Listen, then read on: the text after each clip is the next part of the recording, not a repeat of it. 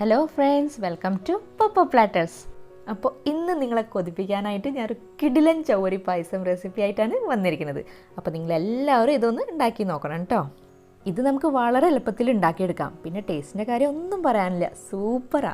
അപ്പോൾ ഒരു കാര്യം, നിങ്ങൾ ഈ ചാനൽ ആദ്യമായിട്ടാണ് കാണുന്നതെങ്കിൽ ഈ വീഡിയോ കണ്ടതിന് ശേഷം നിങ്ങൾക്ക് ഇഷ്ടമാണെങ്കിൽ പ്ലീസ് ഒന്ന് സബ്സ്ക്രൈബ് ചെയ്യാം ട്ടോ. അപ്പോൾ ഈ പായസം ഉണ്ടാക്കാൻ നമുക്ക് ഇവിടെ ഒരു 1/2 കപ്പ് ചവരി എടുക്കാം. ഈ ചവരിനെ സാബുദാന സാഗോ എന്നൊക്കെയാണ് ഹിന്ദിയിൽ പറയുന്നത്. ഈ ചവരി എന്ന് വെച്ചാൽ സ്റ്റാർച്ചിന്. അപ്പോൾ ഈ ശരിക്കും നമ്മൾ കഴുകി കളഞ്ഞില്ലെങ്കിൽ എന്താ പറ്റാന്നറിയോ, ഈ ചവരി നമ്മൾ പാലിലിടുമ്പോൾ നമ്മുടെ പാല് പെട്ടെന്ന് കട്ടിയാവാൻ തുടങ്ങും. അപ്പോൾ പായസം വേഗം കട്ടിയാവുകയും ചെയ്യും, പക്ഷേ ചവരി വെന്തിട്ടും ഉണ്ടാവില്ല. ഈ ചവരിയുടെ മുകളിൽ ഒരു വൈറ്റ് കളർ പൗഡർ പോലെ ഉണ്ടാവും. അപ്പോൾ അതാണ് നമ്മൾ ഈ കഴുകി കളയേണ്ടത്. ഇപ്പോൾ ഈ വെള്ളത്തിൻ്റെ കളർ കണ്ടില്ലേ, ഇത് നമുക്ക് ഇനി ക്ലിയർ ആവണ വരെ കഴുകിക്കൊണ്ടിരിക്കണം. ഇതപ്പോൾ ഞാൻ 5-6 തവണ കഴുകിയതിന് ശേഷം വെള്ളം ഒന്ന് ക്ലിയറായി കിട്ടിയത്. ഇനി നമുക്കിതൊന്ന് കുതിർത്ത് വെക്കണം. അപ്പോൾ നമുക്കിതിൽ ഈ ചവരിയുടെ മുകളിൽ നിൽക്കാൻ പാകത്തിന് വരെ നമുക്ക് വെള്ളം ഒഴിച്ച് ഇതിനെ 1 മണിക്കൂർ കുതിർത്ത് വെക്കാം. നമുക്ക് വേണമെങ്കിൽ അതേ അളവിൽ പാലും യൂസ് ചെയ്യാം കേട്ടോ ഇതിനെ കുതിർത്ത് വെക്കാൻ. അപ്പോൾ ഈ ചവരിനെ ഇങ്ങനെ വെള്ളത്തിൽ ഇട്ട് വെക്കുമ്പോൾ ഇത് കുറച്ചും കൂടി ഒന്ന് വീർത്ത് വരും. ഇപ്പോൾ കുതിർത്ത് വെച്ചിട്ട് 1 മണിക്കൂർ കഴിഞ്ഞു. ഇനി നമുക്കൊരു കട്ടിയുള്ള പാത്രം എടുത്തിട്ട് അതിലേക്ക് 2 ടേബിൾ സ്പൂൺ വെള്ളം ഒഴിച്ചു കൊടുക്കാം.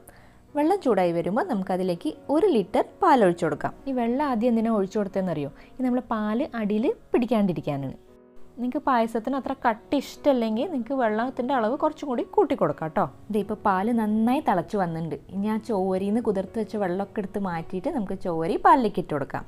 ഈ പാല് നന്നായി തിളച്ചതിന് ശേഷം ചോരി ഇടാൻ പാടല്ലോ, അല്ലെങ്കിൽ നമ്മളെ പാല് പിരിഞ്ഞു പോകാനും സാധ്യതയുണ്ട്.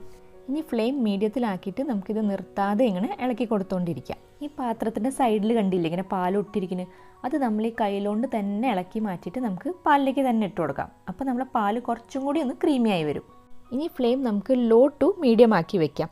എന്നിട്ട് ഇങ്ങനെ ഇളക്കി കൊടുത്തുകൊണ്ടിരിക്കാം. അല്ലെങ്കിൽ എന്ത് സംഭവിക്കുന്നവരോ, ഈ സംഭവം സ്റ്റാർച്ച് ഉള്ളതായതുകൊണ്ട് ഇത് പാത്രത്തിൻ്റെ അടിയിൽ ഒട്ടിപ്പിടിക്കാനും സാധ്യതയുണ്ട്. ഇടയ്ക്ക് കയ്യിന് റെസ്റ്റ് കൊടുത്തോളൂ കേട്ടോ. ഇപ്പോൾ ഈ ചവരിനെ കാണാൻ എന്ത് ഭംഗിയാ, മുത്തുകളെ പോലെ ഉണ്ട് കാണാൻ. ഞാനിപ്പോൾ ഇതിന്ന് ഒരെണ്ണം എടുത്ത് കാണിച്ചു തരാം കേട്ടോ. അത് കണ്ടില്ലേ, ഇതിലിപ്പോൾ കുറച്ചും കൂടി ഒന്ന് ട്രാൻസ്പെറൻ്റ് ആവാൻ ബാക്കിയുണ്ട്. അപ്പോൾ ഇത് കുറച്ചും കൂടി ഒന്ന് വേവിക്കണം. അപ്പോൾ നമുക്ക് ഇതിനൊരു 10 മിനിറ്റ് കൂടി ഒന്ന് വേവിച്ചെടുക്കാം. ഇനി ഞാൻ ഇതിലേക്ക് ഒരു സംഭവം കൂടി ചേർക്കാൻ പോവാണ്. എന്താണെന്നറിയോ, കുങ്കുമപ്പൂ. ഞാൻ ഒരു നുള്ളു കുങ്കുമപ്പൂ ചെറു ചൂടുള്ള പാലിൽ കലക്കി വെച്ചിട്ടുണ്ടായിരുന്നു. അപ്പോൾ അത് നമുക്കിതിലേക്ക് ചേർത്ത് കൊടുക്കാം. ഇത് ഒട്ടും നിർബന്ധമില്ല കേട്ടോ, നിങ്ങളുടെ കയ്യിലുണ്ടെങ്കിൽ മാത്രം ചേർത്ത് കൊടുത്താൽ മതി. നമ്മുടെ പായസത്തിന് നല്ല ഭംഗിയുള്ളൊരു കളർ കിട്ടാൻ വേണ്ടിയിട്ടാണ് ഞാൻ ഇതിൽ ചേർക്കണത് കേട്ടോ. നമ്മൾ ചവരി ഇപ്പോഴത്തെ പെർഫെക്റ്റായിട്ട് വെന്ത് വന്നിട്ടുണ്ട്. ഇനി നമുക്കതിലേക്ക് പഞ്ചസാര ചേർത്ത് കൊടുക്കാം. അപ്പോൾ 1/2 കപ്പ് ചവരിക്ക് 1/4 കപ്പ് പഞ്ചസാരയാണ് ഞാൻ ഇവിടെ ചേർത്ത് കൊടുക്കുന്നത്. നിങ്ങൾക്ക് മധുരം കൂടുതൽ കഴിക്കാൻ ഇഷ്ടമാണെങ്കിൽ 2 ടേബിൾ സ്പൂൺ കൂടുതൽ പഞ്ചസാര ചേർത്ത് കൊടുത്തോ, അതിനൊരു കുഴപ്പമില്ല കേട്ടോ. പിന്നെ അതിൻ്റെ കൂടെ നമുക്കൊരു 1/2 ടീസ്പൂൺ ഏലക്കപ്പൊടിയും കൂടി ചേർത്ത് കൊടുക്കാം. നല്ല ഫ്ലേവർ ആയിരിക്കും. ഈ സമയത്ത് വേണമെങ്കിൽ നമുക്ക് കുറച്ച് കാഷ്യൂനട്ട്സും ബദാമും പിസ്ത ഒന്ന് വറുത്തിട്ട് ഇതിൽ ചേർത്ത് കൊടുക്കാം. ഞാനിതെല്ലാം വറുത്ത് വെച്ചിട്ടുണ്ട്. അപ്പോൾ നമുക്ക് ലാസ്റ്റിൽ സെർവ് ചെയ്യാൻ നേരത്ത് ഗാർണിഷ് ചെയ്യാം. അപ്പോൾ നമ്മളെ പായസം ഇവിടെ റെഡി ആയിട്ട് വന്നിട്ടുണ്ട്. നമുക്കൊരു 25 മുതൽ 30 മിനിറ്റ് എടുത്തുട്ടോ ഈ പായസം ഉണ്ടാക്കാൻ. അതിൻ്റെ ടെക്സ്ചറൊന്ന് നോക്കിയാൽ എന്ത് ക്രീമി ആയിട്ട് വന്നിരിക്കണേ. ഇത് നമുക്ക് ഇപ്പോൾ തന്നെ ചൂടോടെയും കുടിക്കാം, വേണമെങ്കിൽ ഫ്രിഡ്ജിൽ വെച്ചിട്ട് തണുപ്പിച്ചിട്ടായാലും കുടിക്കാം. തണുപ്പിക്കുമ്പോൾ ഇത് കുറച്ചും കൂടി കട്ടിയാവും. അപ്പോൾ നിങ്ങൾക്ക് വേണമെങ്കിൽ കുറച്ചും കൂടി പാലൊന്ന് തിളപ്പിച്ചിട്ട് ഇതിലേക്ക് ചേർത്ത് കൊടുക്കാം. വെള്ളം ചേർക്കരുത് കേട്ടോ. അപ്പോൾ ഇത് സെർവ് ചെയ്യാൻ നേരത്ത് നമുക്ക് കുറച്ച് ഫ്രൈ ചെയ്ത് വെച്ച കാഷ്യൂനട്ട്സും ബദാമും പിസ്തയും ഇതിൽ ചേർത്ത് കൊടുക്കാം. ഇപ്പോൾ കാണാൻ നല്ല ഭംഗിയായില്ലേ.